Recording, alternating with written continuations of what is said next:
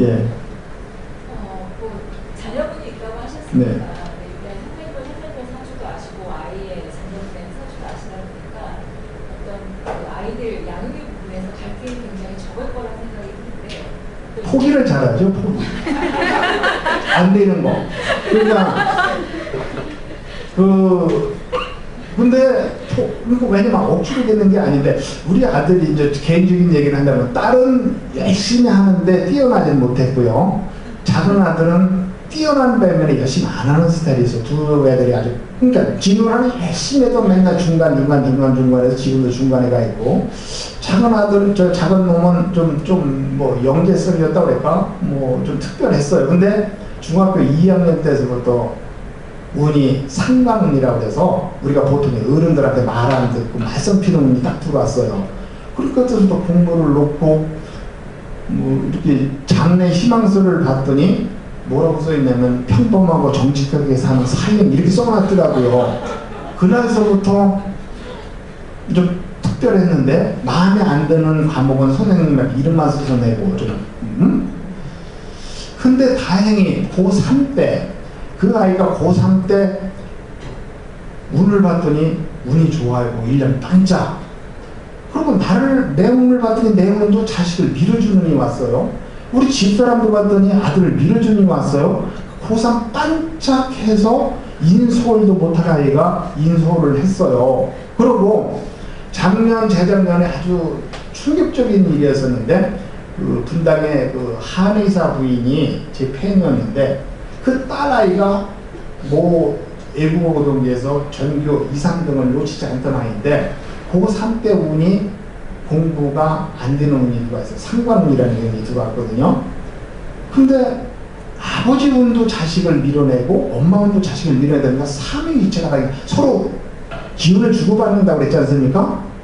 얘가 상상도 못하는 성적으로 시술해서 재수를 했어요. 그러면서 우리는 보이지 않게 음으로 양으로 영향을 주고받아요. 그러니까 자식의 공부를 안 해도 걔가 안 해도 엄마 운으로 봤을 때도 자식을 공부 안 해도 밀어주는 기분이 있고 묘하게 공부를 지금 해야겠다 싶으면은 부모들 운에서도 공부를 하고 밀어주는 운이 묘하게 작용을 하더라는 얘기죠. 그게 맞추려고 맞춰지는 게 아니라 하여튼 우주의 기운이 그렇게 묘해서 늘 뭐 우리는 경이로움 속에서 지내죠. 근데 지금 대학 가서는 공부를 안 했는데 우리 아들이 대학 가서 또 빵꾸를 내놓고 그래서 군대를 보내는데 군대 가기 전에 그래요. 너 군대 갔더니 뭐가 바뀌지 않겠어 그랬더니 남들처럼 똑같이 기대하지 마십시오. 나는 달라요 그러면서 바뀔 거 기대하지 말라고 했는데 근데 제 아들놈이 뭐냐면은 관운을 쓰는 운이 들어와 있어요. 관운을. 근데 지금으로 봤을 때는 상관운이라 상한운이 들으니까 공직에 갈 기운이 전혀 없어요. 근데 기록해봤을 때 그렇게 간다고 들어있거든요. 근데 어제 그저께 갑자기 전화가 왔어요. 갑자기 법학과가 없어지면서 무슨 정책학과가 생겨서 그로 가볼까 생각해. 바로 네가 운에서 자기는 그렇게 가는구나 생각을 했어요. 그래서 걔 운을 봤을 때는 법학과는 그렇게 적을 뽑았으니까 이제 선택을 하면 되는데 묘하게 로스쿨 때문에 없어졌잖아요. 근데 자연스럽게 또 그런 과가 생겨서 그 과는 행정학과, 법학과, 사회학과 통합하는 무슨 공무원 이렇게 과처럼 생겼는데 갑자기 그 과가 오래 생겨서 거기 가본다고 얘기를 하는 거예요. 그래서 속으로는 또 어떤 운명의 적용을 받는구나 하는 생각을 갖고 속으로 지 엄마하고 그냥 놔두면 되겠다고 이렇게 얘기를 했죠. 그래서 속성을 생각하면 이거 말할 수 없죠. 잘할 수 있는 아이가 공부를 안 해. 그래서 저희 사무실에는요 서울대 나온 백수들이 수도 없이 많이 나오고요. 그렇죠?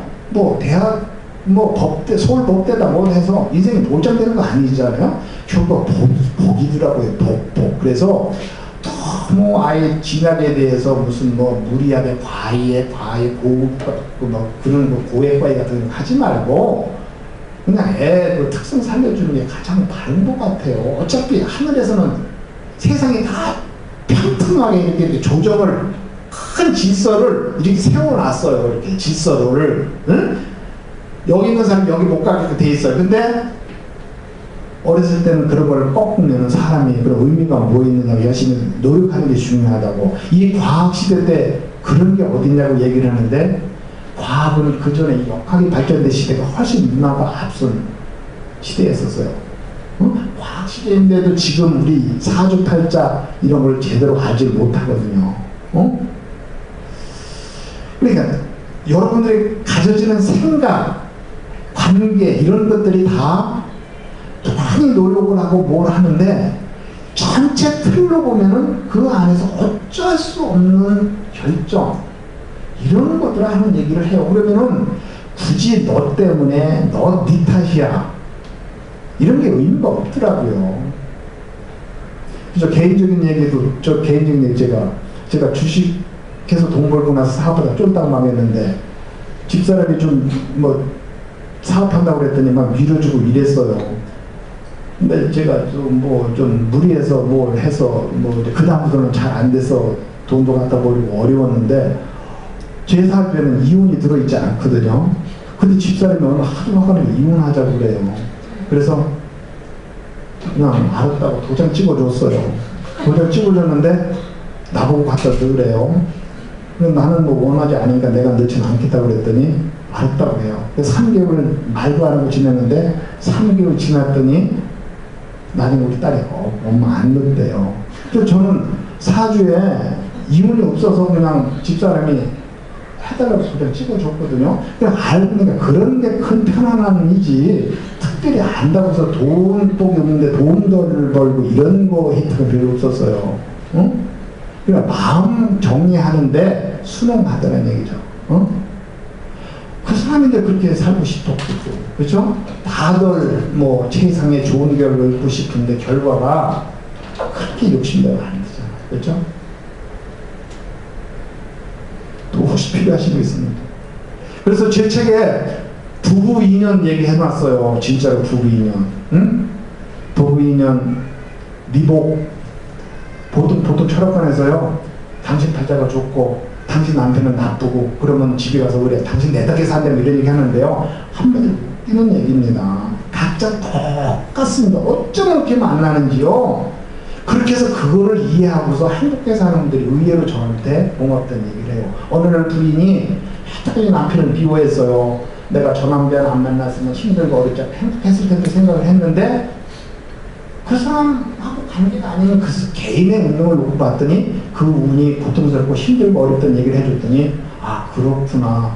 자기는 100점짜리고 남편이 30점인 줄 알았더니 남편이 30점이면 자기도 30점이라는 걸 알고 지금 많이 좋아져서 그 전에 가졌던 어떤 가치관의 변화가 있어서 행복하다. 행복도를 보면은 제게 남편이 최고라고 얘기를 해요. 그러니까 마음 가는 길이 운명이기 때문에 마음자리 하나 돌리기만 하면 되는데, 그 마음이 그냥 돌려지는 게 아니라 운에서 왔을 때 이런 사주팔자에서 이번 아까 운이 바뀌는, 아까 그 로봇 영재가 자살해 죽고 하는 게 편인운이 오면은 뭔가 기대했던 일, 뜬금없는 꿈을 꾸는데 그 꿈이 이루어지지 않다 보니까 좌절하고 괴로워하고 자포자기하고 이렇게 들어와요. 근데 이제 꿈이 크지 않았으면 저런 때 마냥 이런 경험 저런 경험을 하면서 어떻게 될까요?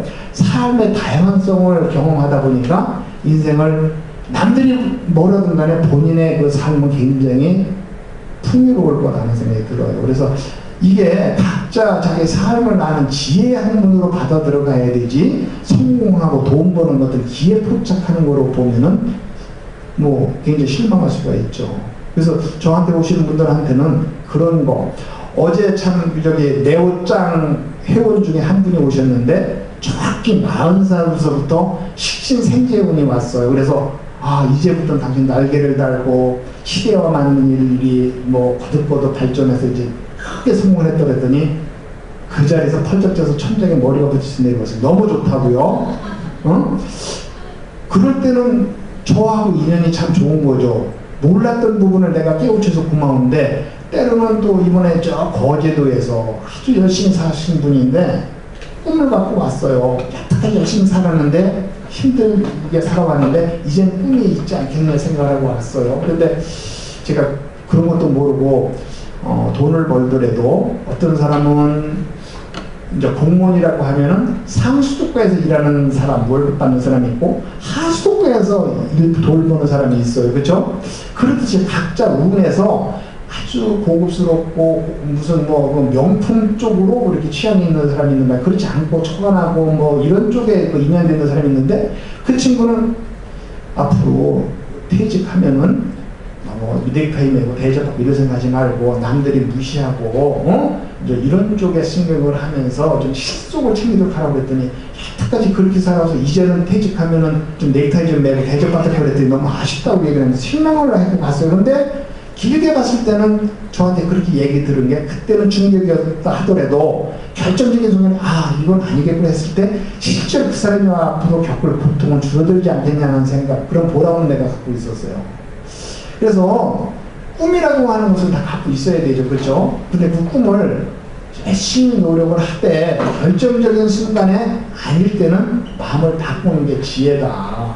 그렇죠? 유한한 삶 중에서 마냥 같은 것만 자꾸 바라고 하다 보면 시간 낭비죠. 응? 또 무서운 얘기는 여러분들 사주 자체에 자식복도 다 들어있기 때문에 최선을 다하고 노력이 안 됐을 때는 각자 내 마음을 비우는 게 최고입니다. 우리는 그래서 자식들 때문에 기대도 꺾고 이렇게 살았어요. 그러니까 욕심 갖고 시작을 했어요. 저도 이 공부를 해서 사업하고 실패하고 어떻게 하면 성공할까 했는데, 그 길이 있는 건 아니고 때를 알려주는 건데, 나는 이 공부해서 분목을 알고 살겠구나 하는 걸 알게 됐더라고요.